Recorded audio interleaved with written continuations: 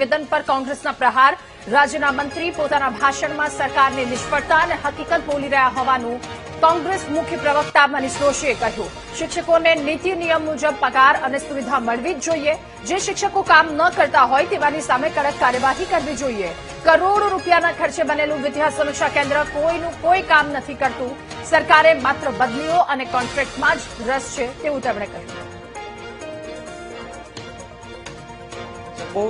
જે કામ ન કરતા હોય તેની સામે નિશ્ચિતપણે પગલાં લેવા જોઈએ, પણ સામાન્ય રીતે જનરલ સ્ટેટમેન્ટ કરીને કે બધા શિક્ષકો જે રીતની વાત કરે છે, મને એમ લાગે છે કે આ વ્યાજબી નથી।